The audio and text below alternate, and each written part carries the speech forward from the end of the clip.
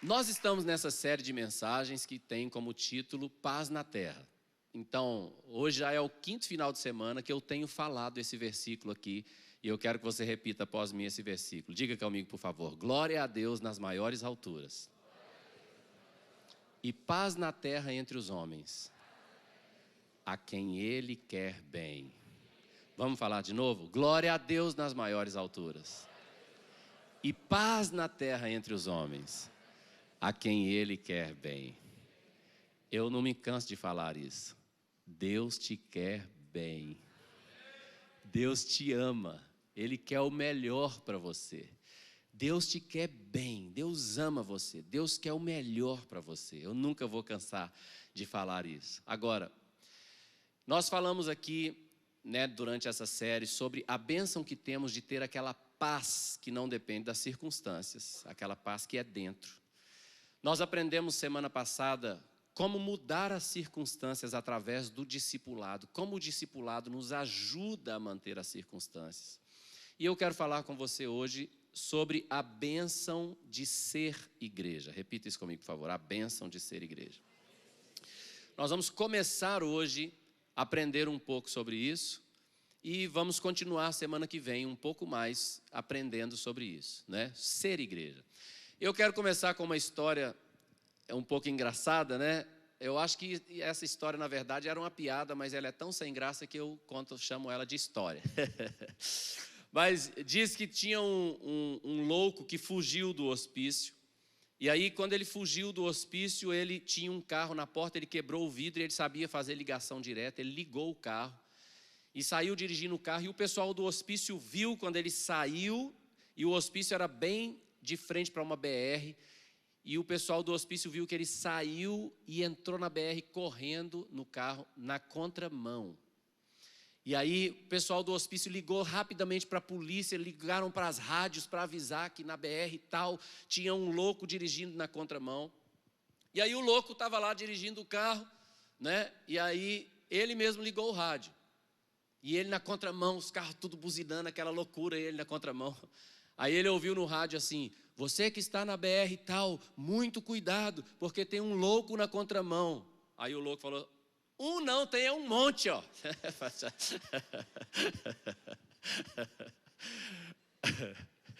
Ai, ai. E por que eu...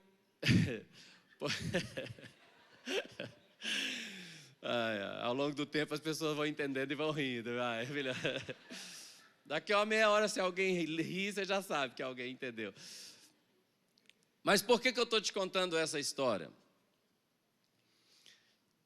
Porque a igreja, ela deve formar uma correnteza tão forte em direção ao caminho certo, que só um louco não entenderá o caminho. Eu vou falar de novo. A igreja deve formar uma correnteza tão forte para o caminho certo, que só um louco não entenderá o caminho. E um problema que nós temos vivido é que as pessoas não têm entendido o que é igreja, o que é ser igreja. E as pessoas estão frequentando igreja e não estão sendo igreja. E com a sua conduta, com o seu estilo de vida, eles não têm apontado a direção do caminho certo. E por causa disso as pessoas estão um pouco perdidas. Para onde que eu tenho que ir? O que eu tenho que fazer? Nós precisamos mudar isso, porque é nossa responsabilidade formar uma correnteza tão forte em direção a um caminho, que só um louco não saberá para onde ir. Você está entendendo o que eu estou dizendo? Então nós vamos estudar um pouquinho aqui juntos hoje o que a palavra de Deus diz nesse texto de Hebreus capítulo 10, verso 24 e 25. Diz assim, olha: consideremo-nos também uns aos outros para nos estimularmos, fala comigo, estimularmos. Nos estimularmos ao amor e às boas obras. Não deixemos de congregar-nos, como é costume de alguns, antes façamos admoestações, tanto mais quanto vedes que o dia, fala comigo, dia, está vendo o dia com D maiúsculo?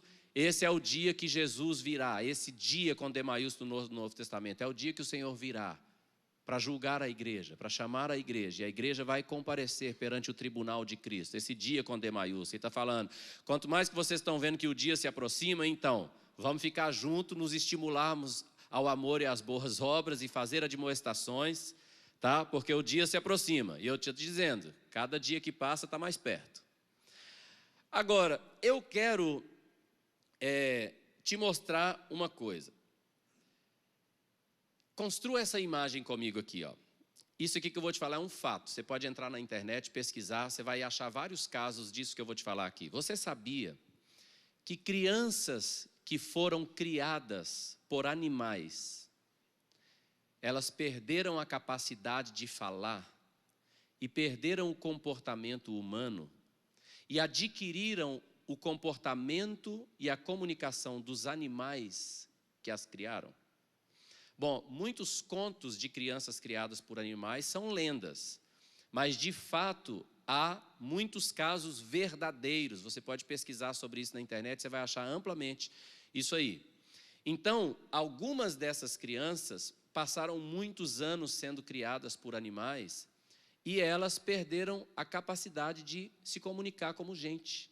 Algumas dessas crianças uivam, rosnam, latem, andam sobre os pés e as mãos.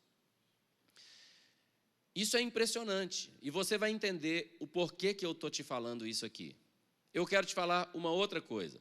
Você sabia que em alguns lugares, por exemplo, como a China, como a Coreia, que as pessoas comem cachorro? Você sabia? Você sabia que em lugares como o Vietnã, as pessoas comem morcego? Bom, eu estive na Índia, né, e nós temos a bênção de estar junto com o pastor Marcelo lá na Índia, onde ele está, né, fortalecendo cada vez mais a igreja lá. Mas sabe o que eles comem na Índia? Quase de tudo. Barata, escorpião, quase tudo, eles comem de tudo. Sabia que em muitos lugares na África, o cérebro de macaco é uma iguaria? Né? No Brasil, come cérebro de outros animais, de ovelha, e tal. Interessante essas coisas. Pastor, o que o senhor está querendo dizer com isso? Por que o senhor está falando disso? Bom, vou te explicar por que eu estou falando disso. Porque eu estou falando das duas coisas mais básicas do ser humano, que são alimentação e comunicação. São as duas coisas mais básicas. É o que nós precisamos para viver, tá certo? Alimentação e comunicação. E eu estou te mostrando aqui uma realidade, que até para as coisas mais básicas, nós precisamos de estímulo para desenvolvê-las. Se você não tiver estímulo na fala, você não vai falar. Você fala português, não é porque português está no seu DNA, é porque você cresceu ouvindo português. E você foi estimulado desde criança a falar papá, papá, papá. E esse estímulo foi fazendo você falar. Você come arroz e feijão porque você mora no Brasil. Se você morasse na Austrália, você comeria batata. Você está entendendo o que eu estou falando? O que você come é o que você foi estimulado a comer desde que você nasceu. Você está entendendo o que eu estou dizendo? O que eu estou te mostrando é que até para as coisas mais básicas da vida, nós precisamos de estímulo. E na vida cristã não é diferente. Na vida cristã, nós precisamos de estímulo. E o que esse texto aí disse, põe para mim, por favor, o texto de Hebreus 10, 24. Olha o que o texto diz, olha lá. Consideremos-nos também uns aos outros para nos estimularmos ao amor e às boas obras. Agora, essa palavra estímulo, no grego, ela é um pouco diferente. Ela não é estímulo. Eu vou colocar agora essa palavra para você aí. Lê aí o significado dessa palavra. Olha lá. Incitação, né? Incitamento ou irritação. E aí eu quero te falar isso aqui. O que é isso, pastor? Deixa eu te explicar. Nós precisamos estar perto de pessoas que nos estimulem a sermos mais parecidos com Jesus. Agora, esse estímulo, muitas vezes vai ser uma irritação. Eu vou tentar te explicar isso. Uma incitação. Você está perto de alguém tão santo que não abre mão da santidade, que aquilo te irrita. Mas te põe para pensar, eu devo mudar. Uma coisa que o Danduque sempre fala, e eu concordo 100%, alguém igual a você não pode te ajudar. Se afaste das pessoas que concordam com tudo que você fala. Você precisa de alguém que discorde de você. Seu melhor amigo é aquele capaz de olhar nos seus olhos e dizer assim, ó, você está errado. Se você não tem pessoas assim, você precisa ter. Não compre amigos. Não tenha amigos que estão com você para concordar com tudo que você faz. Dentro da igreja, nós precisamos estar cercados de pessoas que nos estimulem a melhorar. Pessoas que oram tanto, pessoas que têm uma vida de oração tão consagrada, que porque você está perto dela, você quer orar. Muitos de vocês aqui, infelizmente, não conheceram o Gregório McNutt, que estava todo ano com a gente aqui 2, às vezes 3 vezes. Quem aqui conheceu o Gregório aqui? Pois é, infelizmente, a maior parte não conheceu. O Gregório é um missionário americano que morou no Brasil por muitos anos. Ele faleceu há 6 anos atrás. Mas talvez nos últimos 10 anos de vida dele, ele era o meu melhor amigo. A pessoa que eu considerava muito preocupado comigo, sempre estava me ligando, toda semana me ligando. 2, 3 vezes por ano ele vinha passar uma semana, 10 dias comigo na minha casa, com a esposa dele, os filhos. Era uma benção. Mas uma coisa interessante do Gregório, ele nunca esteve comigo aqui. Vamos supor que ele viesse para cá e ele ia pregar na igreja durante 5 dias, uma conferência. 5 dias jejuando. Nunca sem comer nada, sempre. Jejuando e pregando. E eu estava lá, ele hospedado comigo junto na mesma casa, eu dormindo, e de repente eu acordava com um barulho assim. Ei! Oh! Aí eu acordava. Era o Gregório orando. Ele colocava os fones de ouvido e ia orar. Aí às vezes eu ia lá ver, eu chegava lá, estava lá uma mesa com 1 milhão de canetinhas, caderno, Bíblia, ele com fone de ouvido assim. Hey! Oh! Ele não se dava conta que era 4:30 da manhã, não. Mas o Gregório tinha uma coisa. Ele chegava aqui, ele pregava uma mensagem de 2 horas, ninguém entendia 30% das coisas que ele falava tudo enrolado. E a pregação dele, no final das contas, era mais ou menos assim: o Kelly Slater é o melhor surfista do mundo. Era mais ou menos assim: o Alex Honnold é o melhor escalador do mundo. Muito bem, quem quer ser tocado por Deus, vem para frente, eu vou orar por você. Era mais ou menos assim. Mas as pessoas iam embora com o coração queimando, dizendo: eu quero orar, eu quero consagrar a minha vida a Deus. Sabe por quê? Porque ele era um cara que inspirava as pessoas pelo avivamento que ele vivia. A vida de oração. Nós precisamos estar perto de pessoas que a vida de oração deles nos leve a orar. Por quê? Porque até para comer nós precisamos de estímulo.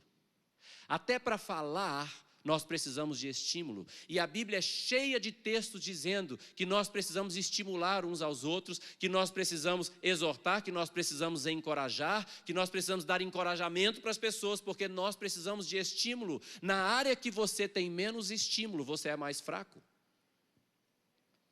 Você está entendendo o que eu estou dizendo? Então nós devemos estar dentro da igreja, perto daquelas pessoas que nos inspirem a orar, que nos inspirem a ser mais santos. Aquela pessoa que ela é tão comprometida, que num certo sentido quase que nos irrita. Essa pessoa é comprometida demais, que exagero. Mas aquilo vai confrontando você. E você vai tomando consciência de que, na verdade, você precisa orar mais. Você vai tomando consciência de que, na verdade, você precisa se consagrar mais. Você vai tomando consciência de que você precisa praticar mais as boas obras. Nós precisamos estar perto de pessoas que nos desafiem a melhorar na nossa vida cristã. Alguém aí? Amém, querido? Agora, tem o outro lado da moeda. Qual que é o outro lado da moeda? É que nós devemos ser essas pessoas que a nossa vida vai estimular o outro a melhorar por causa de quem nós somos. Nós devemos ser esse tipo de cristão que alguém vai decidir ser mais santo ao ver a nossa santidade. Alguém vai decidir ser mais consagrado ao ver a nossa consagração. Alguém vai decidir orar mais ao ver os resultados da nossa vida de oração. Alguém vai decidir amar mais ao nos ver amar os outros. Alguém vai decidir dedicar mais ao Senhor ao ver a nossa dedicação. Nós precisamos ser os cristãos que formem a correnteza para o mesmo lugar, de forma que qualquer um que estiver no meio de nós vai olhar para um lado e para o outro e vai falar: rapaz, está todo mundo indo para lá. O pastor fala para ir para lá, deixa eu ouvir o outro também está indo para lá. Não, quero ouvir outra pessoa. E o outro também está indo para lá. Rapaz, está todo mundo indo para o mesmo lado. Nós devemos ser a igreja de Jesus. A igreja de Jesus está indo para um mesmo lado. Nós falamos semana passada, só alguém que virou as costas para o pecado realmente estará de frente para Deus. Nós devemos ser pessoas consagradas, meu amigo. Deixa eu te falar uma coisa.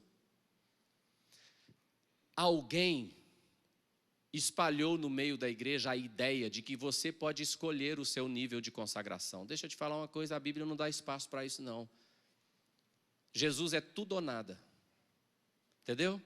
É tudo ou nada. E você não é bobo, então é tudo. É entregar tudo, é renunciar tudo, é fazer tudo o que é mandado. A vida de Deus é assim, não há espaço para gestão do que eu entrego ou não entrego, do que eu faço ou do que eu não faço. Servo não tem gestão, servo tem Senhor. E tudo está na gestão dele. Então nós devemos ser essas pessoas que estimulam uns aos outros, que a sua vida seja um marco. Qualquer louco pode olhar e falar: eu quero ser santo igual ele, igual ela. Eu quero ser consagrado igual ele, igual ela. Eu quero ser amoroso igual ele, igual ela. Eu quero tratar a minha esposa igual ele, igual ela. Alguém aí? Olha esse texto. Esse texto é lindo demais. 1 Timóteo 3,15, olha o que diz esse texto. Para que, se eu tardar, fique ciente de como se deve o quê? Proceder. Proceder aonde? Na casa de Deus, que é o quê? Fala comigo. A igreja do Deus vivo é a casa de Deus. Por isso que nós somos a casa do Pai, né? Fala assim, nós somos a casa do Pai, aleluia. Então, agora, a casa de Deus, ela também é coluna e baluarte da verdade. E eu quero falar com você sobre essas duas coisas aqui, sobre os sermos a casa de Deus e sobre sermos coluna e baluarte da verdade. Bom, essas duas palavras, coluna e baluarte, no grego, no original, é aquilo que sustém, é aquilo que mantém de pé. Agora, mantém o que de pé? É coluna e baluarte de quê? Coluna e baluarte de quê? Da verdade. A igreja é responsável por manter a verdade das Escrituras de pé. Pastor, me explica isso. Deixa eu te explicar. O mundo vai falar assim, ó, esse negócio da palavra de Deus aí é uma mentira. Ninguém vai amar igual a Bíblia diz para amar. E você vai dizer, você está enganado. Olha para a minha vida. Eu vou te levar num lugar ali que você vai ver como as pessoas amam. Esse negócio da Bíblia aí não existe não. Esse negócio de poder de Deus que cura os enfermos. Você é aquele que tem que dizer, traz o enfermo.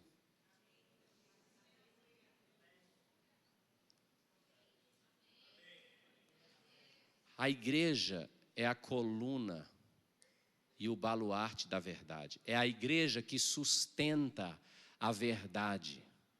Alguém vai dizer, ih, rapaz, esse negócio de igreja aí, isso aí é comércio, rapaz, isso aí é só dinheiro, é só para ganhar dinheiro. As pessoas vão dizer, e elas dizem mesmo. Mas alguém tem que se levantar como coluna e baluarte da verdade. Precisa haver um povo que quando os críticos olharem para eles, eles vão falar, não, o negócio aqui é diferente. Você está entendendo o que eu estou falando? As pessoas devem olhar para as nossas vidas e ver nas nossas vidas que a verdade da palavra, ela é presente em nós. Tem um texto que eu não vou citar aqui, mas é 2 Coríntios, capítulo 2. Eu amo demais esse texto, eu não vou ler com vocês, mas 2 Coríntios, capítulo 2, diz que nós somos a carta viva, feita pelo Espírito de Deus. As pessoas no mundo, a maioria delas não leem a Bíblia. Tem uma história que eu gosto muito de contar, que um homem mudou-se para uma nova vizinhança, e quando ele se mudou, ele começou a evangelizar o vizinho. E ele falou, olha, eu queria muito que você fosse na igreja comigo, porque Deus mudou a minha vida, e eu sei que Ele pode mudar a sua, vamos para a igreja comigo? E o vizinho respondeu para ele assim, olha, é o seguinte, eu estou lendo um livro, quando eu terminar de ler o livro que eu estou lendo, eu te falo se eu vou ou se eu não vou. O vizinho novo achou um pouco estranho, continuou convidando ele lá. Toda semana convidava, e durante um mês e pouco o vizinho nunca ia. Sempre ele falava essa história. Não, estou lendo um livro, quando eu terminar de ler o livro eu te falo. De forma que o novato parou de convidá-lo. E aí, depois de uns 6 meses, aquele vizinho chegou para o novato e falou assim, olha, tem culto na sua igreja hoje? O novato falou, tem. O vizinho falou, eu posso ir? Ele falou, pode, tantas horas nós vamos juntos. Aí eles foram para o culto. Chegou lá no culto, ele ouviu a pregação. O pastor fez um apelo no final, ele entregou a vida a Jesus. E o novato estava lá, né, espantado com aquilo. Tanto tempo eu chamei, ele nunca foi. Aí hoje ele que se ofereceu para ir. E aí ele não aguentou a curiosidade, no final do culto eles estavam voltando para casa. O novato falou com o vizinho assim, olha, eu estou curioso com uma coisa. Eu sempre te chamei para ir ao culto, você nunca foi. Por que que hoje você se ofereceu para ir? Aí o vizinho falou para o novato assim, você lembra que eu disse que eu estava lendo um livro? Ele falou, lembro. Pois é, eu terminei de ler. E o livro falava para eu ir para a sua igreja. Aí o cara entrou em crise, você leu um livro que falava para tu ir para a minha igreja? Ele falou, li. Ele falou, que livro é esse? Ele falou, o livro da sua vida. Você me disse que se eu fosse para a sua igreja, Deus ia mudar a minha vida. Então eu estava lendo se Ele já tinha mudado a sua. Eu estava vendo como você tratava a sua esposa, como você tratava os seus filhos. Eu estava vendo a sua alegria no dia a dia, eu estava vendo o seu comportamento. Depois de 6 meses eu cheguei à conclusão que eu preciso do Deus que mudou a sua vida para mudar a minha. A Bíblia diz em 2 Coríntios capítulo 3 que nós somos essas cartas vivas. As pessoas por aí não podem ler a Bíblia, mas elas podem ler você. Como nós queremos ganhar as pessoas se a nossa vida vai contra o Evangelho? Tem 2 textos que eles são muito fortes para mim, eu vou ler os 2 para você agora. Mateus 12:30 e Marcos 9:40. Olha o que diz Mateus 12:30. Quem não é por mim é contra mim, e quem comigo não ajunta, espalha. Jesus dizendo. Marcos 9:40 diz, pois quem não é contra nós, é por nós. Aquele que faz parte da igreja, preste atenção nisso que eu vou dizer. Aquele que faz parte da igreja e não está sendo coluna e baluarte da verdade, está sendo contra Cristo. Nós que decidimos seguir a Cristo, nós não temos direito à gestão das nossas ações. Cristo já deixou descrita as nossas ações. Toda vez que nós assumimos a gestão das nossas ações, nós estamos contra Cristo. Ele disse, aquele que não é por nós é contra nós, aquele que não é por mim é contra mim, aquele que comigo não ajunta, espalha. Quando você não é aquela pessoa que decidiu, eu vou amar a minha esposa como nenhum outro marido amou a sua, eu vou amar os meus filhos como nenhum pai amou os seus filhos, eu vou ser amoroso, eu vou ser gentil, eu vou ser carinhoso com as pessoas, eu vou manifestar o amor de Deus, eu vou ajudar a todo aquele que chegar na minha frente, eu vou ser desprendido, toda a minha vida pertence a Deus, e eu vou ser dedicado, eu vou ser consagrado, eu vou ser uma pessoa de oração, eu vou derramar a minha vida, porque Jesus é o meu Senhor. Se eu não for assim, eu estou lutando contra Cristo, porque as pessoas estão lendo a minha vida, e elas estão errando o caminho, porque eu estou apontando do jeito errado.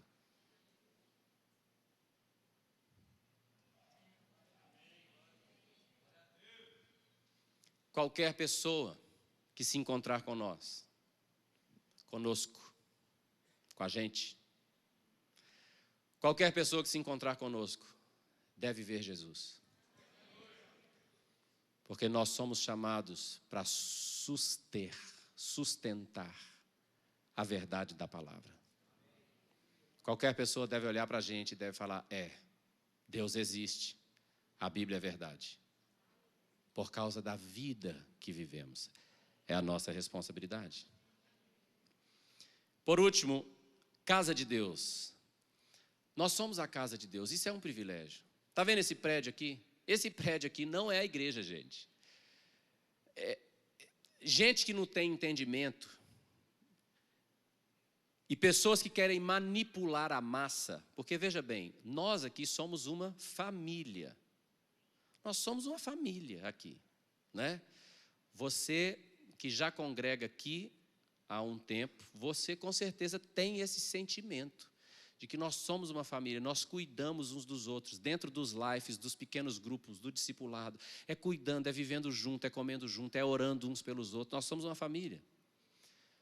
Mas você sabe que muitas religiões, igrejas, e com todo temor que eu falo isso, igrejas falsas, as pessoas usam o prédio para manipular as massas. Então tem gente que fala que isso aqui é o altar, isso aqui é o altar é santo, o altar é santo. Isso aqui não é altar, isso aqui é uma plataforma de cimento, isso aqui não é nada, Deus não está aqui, isso aqui não tem nada aqui, nada. O altar é você. E a santidade tem que estar aí, não aqui. Santidade é aqui, não aqui. Isso aqui é uma plataforma de cimento. Isso aqui não é nada. Nada, nada, nada. Vamos ler Atos 10, 24. Diz assim: o Deus que fez o mundo e tudo que nele existe, sendo ele Senhor do céu e da terra, não habita em santuários feitos por mãos humanas. Isso aqui é um prédio, gente. Isso aqui não é nada. Deus não habita nesse lugar.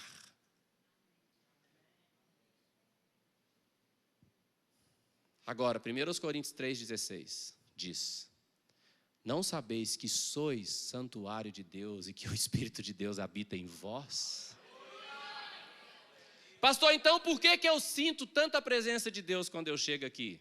Vem aqui quarta-feira, 3 horas da tarde, para ver se você vai sentir a presença de Deus aqui. Você sente a presença de Deus aqui por causa das pessoas que carregam a presença de Deus que estão aqui. Se essas pessoas reunirem debaixo do pé de manga lá fora, você vai sentir a presença de Deus lá. Porque Deus habita em nós, no plural, nós. Esses dias foi uma pessoa conversar comigo, com a minha esposa lá na minha casa, e ela não conhecia a gente, era a primeira vez que ela estava vendo a gente. Aí ela chegou lá, quando ela entrou na porta assim, eu dei um abraço nela, e eu tenho isso, porque o Espírito do Senhor está em nós, não é verdade? Então tem uma porção do Espírito Santo em mim, que eu carrego, uma porção do Espírito Santo você carrega. Então aquela mulher chegou lá, e aí eu dei nela um abraço, aí a minha esposa veio, nós demos um abraço a 3 assim. Quando eu soltei ela estava chorando. Aí tinha uma outra irmã com ela, né? Aí ela entrou, eu falei, senta aqui. Aí minha esposa foi abraçar a outra irmã, ela sentou chorando. Aí quando ela sentou, ela falou assim: o que é isso? Essa presença de Deus. A presença de Deus habita em nós. Você está entendendo? É muito importante nós entendermos isso. Nós somos a casa do Pai. Nós somos. Fala de novo, nós somos a casa do Pai. É um privilégio que Deus habita em nós, queridos. Deus habita em nós, não num santuário feito por mãos humanas, mas no santuário que Ele mesmo está edificando em cada um de nós. Então, isso é muito maravilhoso, mas isso também tem que nos fazer pensar. Agora, eu quero te fazer entender que Deus é um e que se manifesta em 3 pessoas: o Pai, o Filho e o Espírito Santo. O Pai está aonde? Como é que Jesus nos ensinou a orar? Pai nosso que está em nós? Não? Como é então? Pai nosso que estás nos céus. Muito bem. Ele está mesmo, assentado num alto e sublime trono, no céu. O Pai está lá. E Jesus, o Filho, ele está sentado à direita de Deus, o Filho. Depois que ele ressuscitou, a Bíblia diz, ele subiu ao céu, se assentou à direita de Deus. Tá. E o Espírito Santo? Ele está onde? O Espírito Santo, quando Jesus foi, ele disse que enviaria o Espírito Santo, e o Espírito Santo foi enviado. E desde então, ele habita na igreja. A igreja não é uma instituição. Deus não tem compromisso com o CNPJ. Jesus morreu para salvar gente.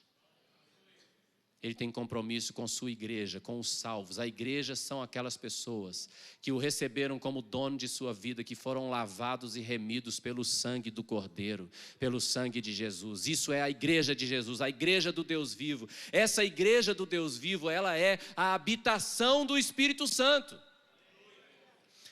Agora, eu quero chamar a sua atenção para uma coisa. Semana passada eu falei aqui sobre discipulado. E eu falei que o discipulado, isso aqui é muito lindo, gente. O discipulado é a menor reunião dos santos, a menor. Porque num discipulado estão reunidos geralmente só duas pessoas. Por exemplo, eu que estou discipulando e a pessoa que eu estou discipulando, 2.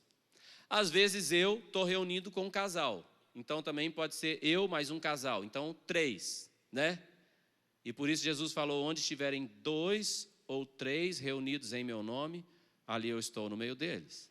Mas quando Jesus falou para nós irmos e fazermos discípulos, nós até citamos esse texto aqui na semana passada, Mateus 28, 20, olha o que esse texto diz, olha lá, ó, como que nós vamos fazer discípulos, né? Ensinando-os a obedecer a tudo o que eu ordenei a vocês, e eu estarei sempre com vocês, até os fins dos tempos. Vocês quem? Vocês que estavam se reunindo para discipulado. Ele estava falando das pessoas que estavam indo fazendo discípulos. Então, é muito maravilhoso isso. Naquela reunião do discipulado, às vezes só tem 2, às vezes só tem 3. Mas Jesus se faz presente como Ele prometeu. Agora, hoje, nós não somos aqui 2 ou 3, nós somos centenas e centenas de pessoas. E Jesus está aqui. Pastor, eu não estou vendo. Que bom. A Bíblia diz que a fé é a certeza das coisas que não se veem. A convicção de fatos que se esperam. Você não está vendo. Sabe que Jesus apareceu para os discípulos depois que ele ressuscitou e Tomé tinha faltado o culto. Não falta o culto. Tomé faltou o culto, não viu Jesus. Depois eles foram contar para Tomé, Jesus veio aqui. Tomé falou, veio não. Ele falou, veio, não veio não. Veio não. Tomé falou, eu só acredito se eu ver com os meus olhos, colocar a mão no seu lado, ver suas mãos furadas. Então, Jesus foi para o próximo culto, que Jesus falta culto não, filho. Jesus foi para o próximo culto e Tomé não faltou. Aí Jesus olhou para Tomé e falou, Tomé, vem cá, olha aqui minha mão, põe a mão aqui no meu lado. Aí Tomé falou assim, Senhor meu e Deus meu. Aí Jesus falou com ele assim, porque você viu, você creu? Bem-aventurados os que não viram e creram. Bem-aventurado é você que está aqui hoje, que não está vendo, mas crê que Ele está aqui. Porque Ele prometeu que onde estivessem reunidos 2 ou 3 em seu nome, ali Ele estaria. É muito lindo, Salmo 22, 3, é lindo demais, que diz para o Pai, né, Deus Pai, diz assim, contudo, Tu és santo, entronizado em meio ou entre os louvores de Israel. O que esse texto está dizendo aqui? Quando nós estamos em tempo de louvor, o nosso louvor é um trono onde Deus se assenta e se manifesta. O rei se assenta no trono para julgar as causas. É muito lindo que a gente tem um período maravilhoso de louvor e Deus Pai se assenta sobre os louvores para julgar a nossa causa. Agora, o que eu estou tentando te mostrar aqui é que a reunião mais poderosa da Terra não é a reunião da ONU. A reunião da ONU pode reunir alguns governantes, mas a reunião da igreja é a única reunião do universo que reúne o Pai, o Filho e o Espírito Santo no mesmo lugar. O Espírito Santo porque habita em nós. O Pai porque é entronizado em meio aos louvores do seu povo. Jesus porque prometeu que onde estivessem reunidos 2 ou 3 em o seu nome, ali ele estaria. Agora, eu quero te dizer uma responsabilidade que nós temos como casa de Deus. Preste atenção nisso. Cada vez que nós nos reunirmos, nós devemos nos reunir conscientes de que estamos diante da presença do Altíssimo. Cada vez que nós nos reunimos, você deve estar consciente, eu estou diante da presença do Altíssimo. E nós devemos nos comportar como quem está diante da presença manifesta. Agora eu vou te falar uma outra coisa. É minha responsabilidade e sua responsabilidade fazer com que todos ao seu redor honrem a presença. E como que você faz as pessoas ao seu lado honrarem a presença? É fazendo as pessoas do seu lado reconhecerem a presença. Eu quero fazer um teatro com você aqui. Você topa participar de um teatro comigo? Hein? Rapidinho, tá? Mas é para você participar mesmo, tá? Tá. Então você vai imaginar comigo agora que eu estou em um casamento. E todos vocês são convidados do casamento, tá certo? Nesse momento, a noiva vai entrar. E ela aponta lá atrás. E de repente você ouve aquela música. Pam, pam, pam, pam. O que vai acontecer? Faz o teatro comigo. Vamos lá. A noiva está lá atrás. E agora? Isso. Muito bem. Parabéns. Isso. Vai. Continua. Não para não. Estamos no teatro. A noiva vai entrar. Isso. Isso. Muito bem. Parabéns. Isso. Isso mesmo. Parabéns. Olha bem. Pode ficar de pé já logo no seu lugar. Aproveitar que você ficou de pé. Agora olha para cá, por favor. Pode já ficar de pé, que nós já estamos indo para o final. Às vezes você está em um casamento, assentado em um lugar onde você não pode ver a noiva. Mas quando a noiva aponta lá, todo mundo se levanta para honrar a noiva.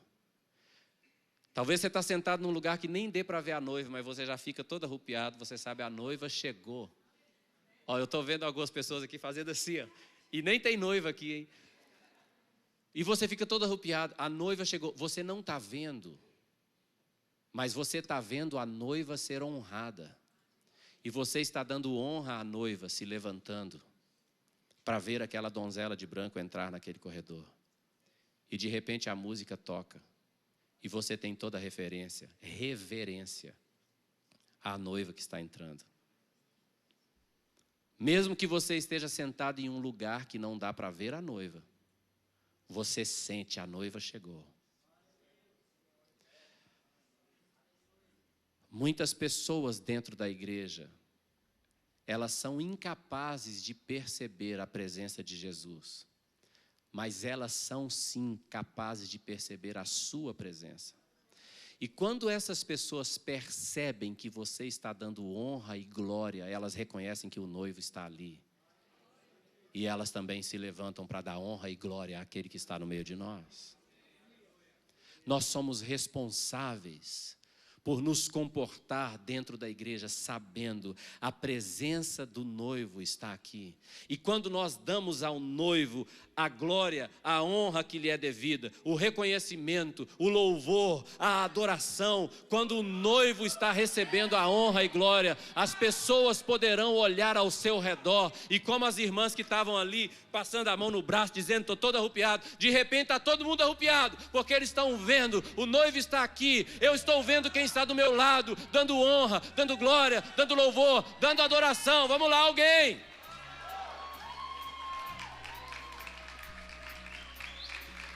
Porque alguém foi capaz de perceber a presença do Senhor no meio de nós. E as pessoas começam a honrar o noivo porque você está honrando o noivo.